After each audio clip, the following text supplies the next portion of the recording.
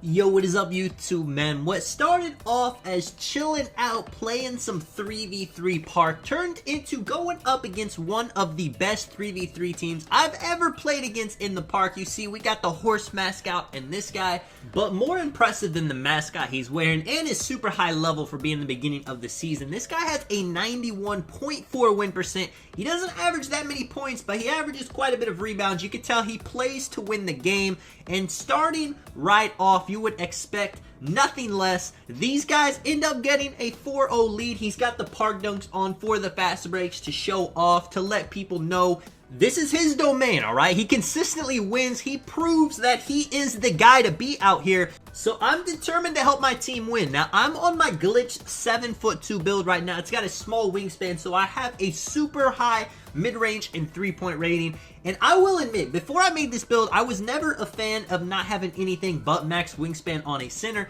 But if you want to be more of an offensive stretch compared to a defensive stretch, this build is great for you. You see, Kitchen hits a fading three, and leads can start to shrink very quickly if you're hitting threes. A thing in the NBA you guys are noticing in the playoffs right now is there is a lot of blowouts, and people, you know, they're usually disappointed with seeing those, but blowouts are going to happen when, you know, you hit 4 back-to-back threes with getting some stops. That's a 12-point lead already. That's already close to a bailout. These guys got great defense. I mean, as you can see by the shot clock, we don't have anything going. I'm trying to back down the horse. I get a drop step. I thought Kitchen was going to dex, kind of give him the ball in a bad spot. He misses a fade, but check this out. We're not giving up. Laker tries to dot me. Doesn't work. Gives it back to Kitchen. 9 seconds left. He gets the shot up very early because the stamina is blinking. I get it. I can't even shoot the catch and shoot shot because the horse is jumping at me. But one dribble pull-up, moves like that, you don't have to be a dribbling build, even on a center. You don't have to do much, but if you can just do one little move to get open like situations like that,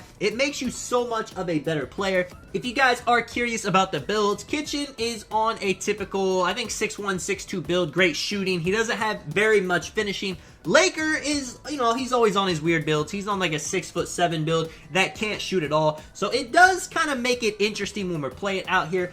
Teams usually want their big man on the big man, but not so much when they're playing against us, because why would you have the center guarding the stretch that can shoot when he can guard the player that can't shoot at all and he can just sit in the paint? It makes teams get very confused when trying to defend us, and we definitely use that confusion to our benefit. As you guys are going to see, they put the center on me. I start running pick and roll. Then the lockdown gets stuck on Laker. He wants to get to the ball. Right here, Kitchen and Laker are playing very high on the point guard, and that kind of just sets us up to give up a free two. It's not the most ideal situation in the world, but we do have a lead to kind of give up some twos as long as we can keep scoring. Right here, Kitchen gets the space. Like I said, these guys are on it though. The lockdown is playing great defense. He gets a 9. Check this out though. The horse gets the board.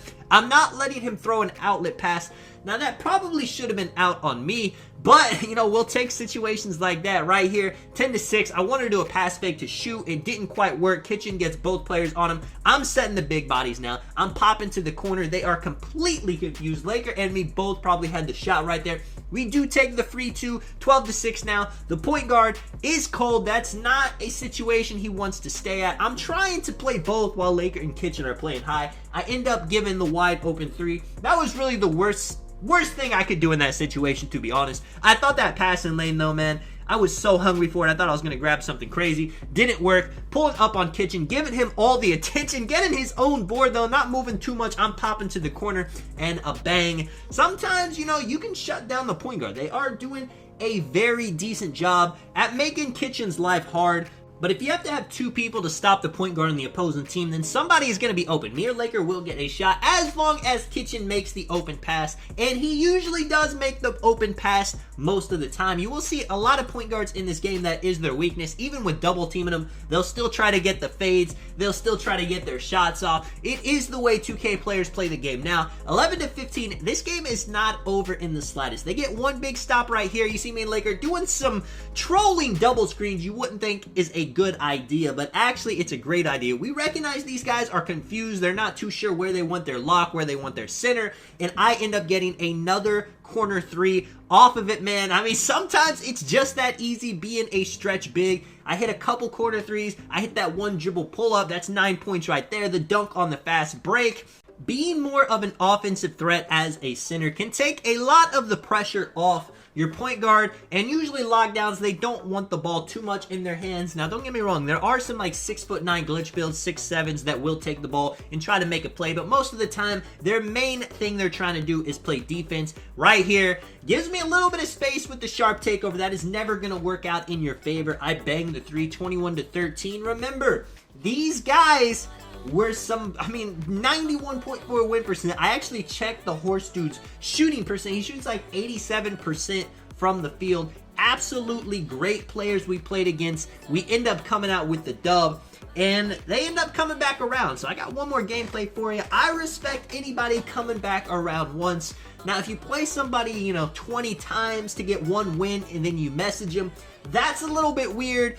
But these guys were cool. They did not do that, so shout out to them. And you can see during this game, they have an 8-2 lead. These are good players. You can't really be rusty. You can't mess around with them. And we were not playing in our best form. That's why we are getting behind in these games. Now, Kitchen doing what he does, getting a 3 right there, baking his defender. This is a lot more of a chill out game. The previous game I showed you, we were moving around a little bit. This game, we're kind of just letting Kitchen do what he does as he gets a steal right there, goes to the corner, hitting a 30% yellow shot, man. You love to see it. And just like that, as I was saying, with how prevalent it is to shoot the 3 ball, not only in the NBA, but also in 2K, leads are just never safe.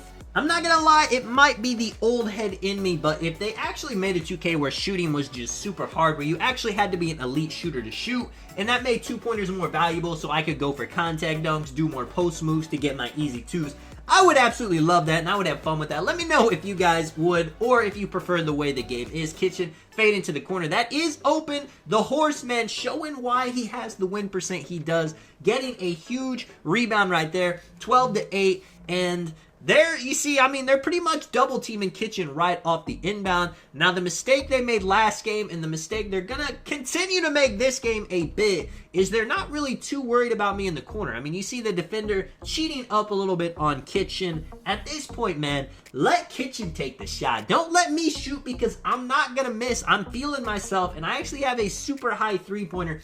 So even if I mistime the shot a little bit, I'm still probably going to make it right here. Big board by the horse again, man. I can't stop giving this guy credit. I tried to sneak over there from the corner, get in front of him, and I kind of did, but he still gets it. Right here, I got to pick up the guard. He's thinking I might try to go back to the paint because I am a big man. Don't make that mistake. Stayed up on him. Me and Laker trying to secure this rebound. He gets the ball plucked. Unbelievable, to be honest, but, 12-11. They got it now. Ball is in their court. This guy, he's really trying to get that crab. Kitchen is on top of it with getting the steals, though. Laker diving right to the paint, and here we go. 11-12. The game is looking a bit more intense, and you love playing Park, getting these intense games like this. 12-13, big dunk by Laker. Has the Russell Westbrook dunk package, which is, you definitely can get blocked using that, but I love having that package on as well. It's just super fast, super aggressive looking, and even though it's not a contact dunk, it definitely looks a little bit like it is. The horse gets it slip. He is not afraid to just take the easy 2, and I respect that. They definitely have some faith in their defense where they don't feel like they need to get a 3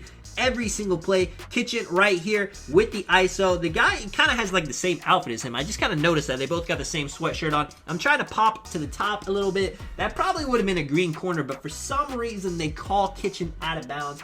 That absolutely never happens. I could go slow motion. I don't think he actually stepped on the line, but it is whatever. I think getting his 3rd steal of the game. They were absolutely huge with, look at this, man. They get super confused trying to come up, way too much attention. Again, you can't just give me open corner 3s. That was really the downfall of them both games, is letting me have the shots. I understand stop the point guard is usually the recipe, but when you have players on the court that can hit open shots, it makes a huge difference.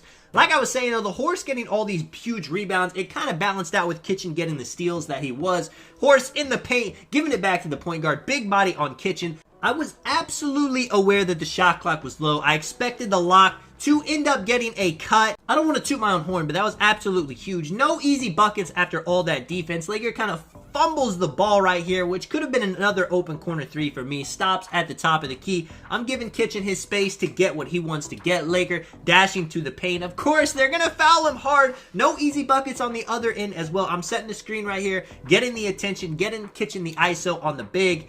What can you say, man? Big kind of felt like he had to be on Kitchen. Maybe the guard should have rotated to me a little bit harder, but another wide open corner three, man. We cannot miss out here. It is fun. It is beautiful. 14-19. They honestly need a three to kind of close this gap, but only thing we're allowing them to have is the two. So 16-19. All we have to do is hit the easy shot. No showboating for game. Nothing crazy. A bad shot leading to a fast break three would be the worst situation we could possibly do. My phone going crazy. That is unfortunate for the recording, but Kitchen's going to end it right here with a little mid-range white, man. Get him out of here. Let me know if you guys enjoyed the video. This is Tonic. I will catch you guys in the next one, man. I'm out. Peace.